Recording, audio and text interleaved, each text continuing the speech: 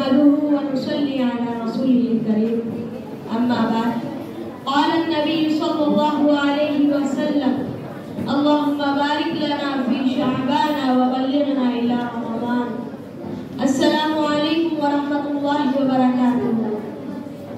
رمضان المبارک کی تیاری اور اہتمام کے چند اعمال۔ حاضرین مکرم، ابھی چند دنوں بعد ایک بابرکت مہینہ آنے والا ہے جسے ہم رمضان کے نام سے جانتے ہیں۔ رمضان المبارک کی اہمیت کا اندازہ اس بات سے بخوبی ہوتا ہے کہ اس مبارک مہینے کی تیاری نبی اکرم صلی اللہ علیہ وسلم شعبان ہی سے شروع کر دیا کرتے تھے اور لوگوں کو اس کی تاکید فرمایا کرتے تھے۔ جس طرح تاجر اپنی تجارت کا سیزن آنے سے قبل ہی تیاری مکمل کر لیتا ہے اور وقت آنے پر بھرپور منافع کماتا ہے اور اپنے برادری میں یہ بات چلاتا ہے اور ان کو تیاری کی دعوت دیتا ہے اور پوچھتا ہے کہ بھائی وقت آ گیا ہے کمانے کا، کیا آپ نے تیاری کر لی ہے؟ اور اگر کوئی تاجر تجارت کی تیاری نہیں کر پاتا تو اسے نقصان اٹھانا پڑتا ہے۔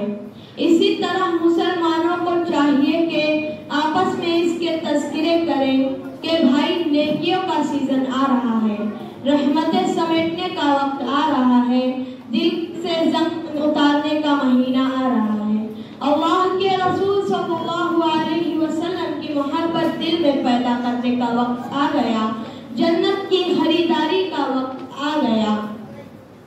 گھروں میں، دفاتر میں، بازاروں میں، اپنی تمام مجالس میں ان باتوں کا تذکرہ کرے کہ بھائی نیکیوں کا سیزن آ گیا ہے۔ اپنی دنیاوی مصروفیات کو مختصر کریں اور اللہ کی رحمتوں کو سمیٹنے کی کوشش کریں۔ جنت کے راستے آسان کر دیے جائیں گے، جہنم کے دروازے بند کر دیے جائیں گے۔ صحابہ رضی اللہ عنہم اپنی مجالس میں نماز کا تذکرہ کرتے تھے، گناہوں کو ترک کرنے کی ایک دوسرے کو دعوت دیا کرتے تھے۔ ہم بھی ایک دوسرے کو نیکی کی دعوت دیا کریں اور گناہوں سے باز رہنے کی تلقین کیا کریں تاکہ رمضان المبارک کے برکتوں اور رحمتوں سے مالا مال ہو سکے۔ اللہ تعالی ہمیں عمل کی توفیق نصیب فرمائے، آمین۔